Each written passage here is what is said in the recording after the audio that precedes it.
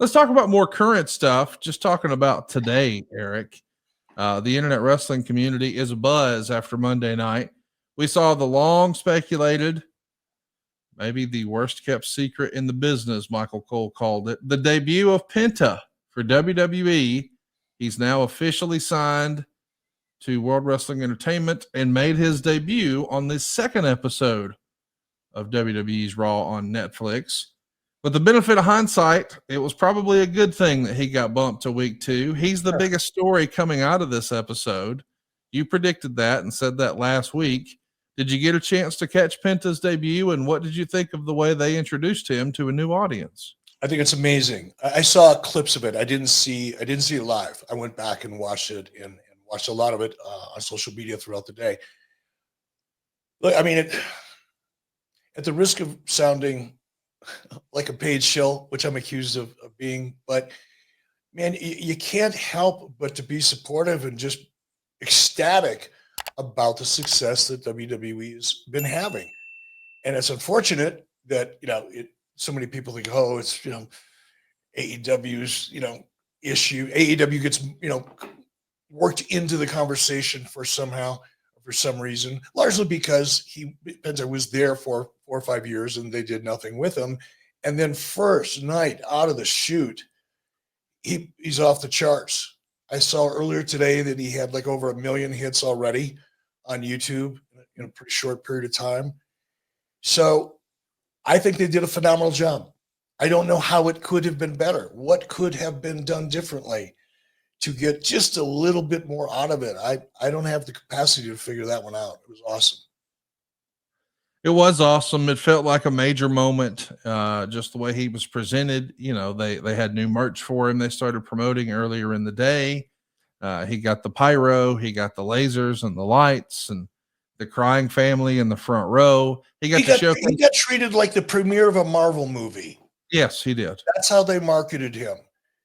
Like take all the ingredients and elements that go into, promoting a movie prior to the release, collapse that, but put all of the same things in place, make it a marketable event before it actually even happens. They treated it just like a movie. It's awesome. As a reminder, they debuted Rey Mysterio, Vince McMahon did, on a pay-per-view, and Rey Mysterio beat his ass. So things are a little different in WWE. I can't help but wonder, Eric, I know some of that is a bit of a shift because Vince McMahon is no longer there. But part of this still has to be a message within the industry to those who are employed in AEW. I mean, even as the pinfall counts 3, Michael Cole's call says something along the lines of, "Welcome to the big leagues, Penta." Like, this is an opportunity for Triple H and WWE to show off what's possible to all of the AEW locker room, right? Well, I think that's happening in the normal course of business right now for WWE. I don't think that any extra effort or thought went into Penta because he was coming from AEW. I think they treated him just like they would treat any other major star who was coming into the company. My understanding is that Paul Levesque had his eyes on Penta for quite some time, and I doubt that he was going to do any more or any less with that opportunity to introduce Penta than he did because of AEW. I think it's just normal course of business. It's unfortunate for AEW because it kind of shines a light on what's lacking there. Yeah, but people forget about that in another week. They move on to something else. I thought it was interesting. We saw, if you were going to be critical of anything in the Penta match, there were 2 moments, both of which involved the ropes. And I saw Brian Alvarez say, boy, it's going to take him some getting used to. And I kind of forgot until he said that. Oh, yeah. Almost everyone else in the world uses cable for ropes, sometimes a smaller ring too. But to actually go to ropes, if you're going to be bouncing around and all that, like, I could see how that would be different, right? That's something I don't even think about. No, I wouldn't have thought about it either. And that's a good observation. My understanding is that Brian Alvarez did some training in the ring. He's wrestled. Yeah. Yeah. So he would be speaking from experience in that regard. The other thing is, I wonder how big the AEW ring is. Is it an 18 by 18 or a 20 by 20? I wouldn't expect you to know, but that's something if anybody's out there listening live over at adfreeshows.com, baby. Yeah, let us know. But I'd be curious because that's another adjustment. Not that I've ever had to figure it out, but certainly talked to plenty of people who are transitioning from WWE to WCW. And one of the first things they commented on was the difference in the ring. Very favorable, by the way, in WCW. That's the one thing we had over them was an easier ring, according to just about everybody. Just about everybody, yeah. From the stories I've heard, the ring was like concrete until Vince McMahon started wrestling himself. And then all of a sudden, hey, we got to do something about these rings. I do want to ask you about Ray Phoenix because a pretty well-known person in wrestling, I won't say their name, texted me after the Pentagon debut and it just said, I feel bad for Ray Phoenix. And I put the ha-ha on it thinking he was referencing whatever's going on right now with Phoenix and AEW. I don't pretend to know all the details, but certainly looks like, based on the reports we've heard, he's just not going to be used. So he's on the sidelines. But I thought, why is that such a bad thing? But this person is a professional wrestler. And when I was asking, hey, can you expand on what you mean? He was immediate with, they're going to treat Penta like the second coming of Rey Mysterio, the new Rey Mysterio. And there won't be room for a third Rey Mysterio a year from now. Ray's going to miss out on this meteoric rise that Penta's going to enjoy. And then on commentary, I'll be damned. That is exactly what Michael Cole was hammering over and over and over. The second most famous luchador, the second most important luchador, only behind Rey Mysterio. They even interviewed Rey Mysterio after the fact.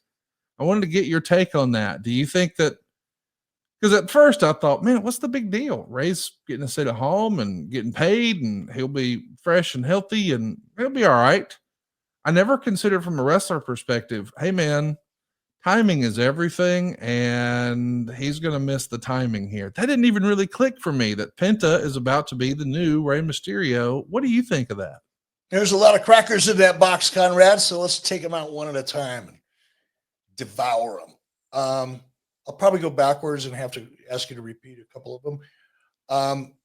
You've heard, we've talked about this before, and I think recently, within the last couple of shows, I made the comment that, there's two ways to kill somebody off in the wrestling business: overexpose them and underexpose them. And the mistake I think that the average person, a fan, whether you're a hardcore fan or a casual fan, which is probably 95% of the fan base, it would seem like, wait a minute, let's just say he's making 500 grand a year. I don't know what he's making. Doesn't matter. It's a lot. Whatever it is, it's a lot. To the average person, the average fan who's watching, it's a shit ton of money coming in every 2 weeks. And yeah, you could stay home and play video games, cash that check. That would seem to most people like not such a bad deal. But most people don't realize that the longer you're out of the limelight, the more daylight your star sees, meaning nobody sees it because it's daytime. You might as well be in a closet or in a witness protection program. That's not good for your character. Neither is that much time out of the ring, which means you probably, and again, I'm not speaking from a wrestler's perspective.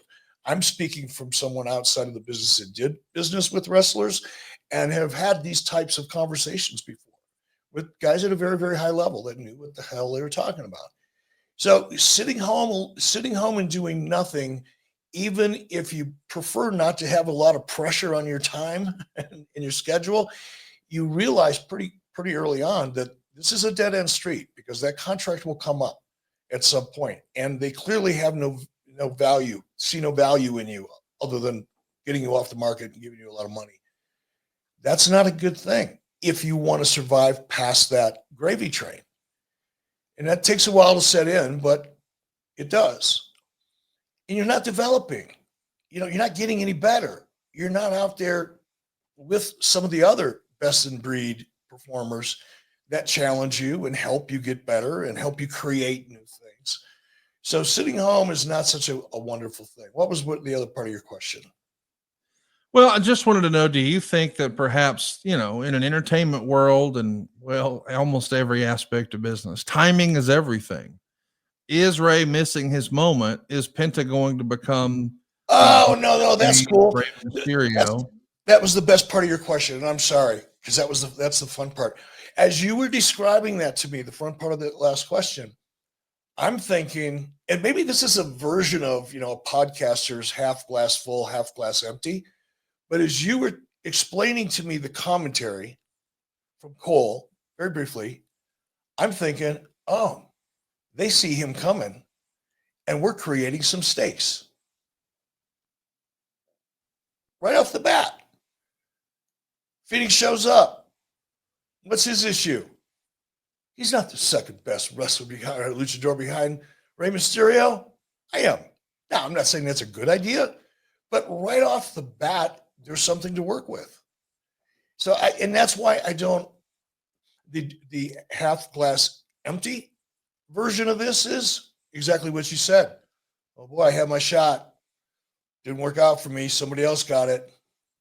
Might as well take this money from AEW. I guess that's a move. It's a bad one. And I don't think it's going to be necessary. I would be surprised if we don't see Phoenix in WWE. And it may take a while. It's like it took Penta a while. But I think he's going to end up there. And I think he's going to have an opportunity to tell a great story with Penta, whatever that may be. There's a great story to be told with two really, really amazing performers in an ever-growing segment of the overall professional wrestling audience.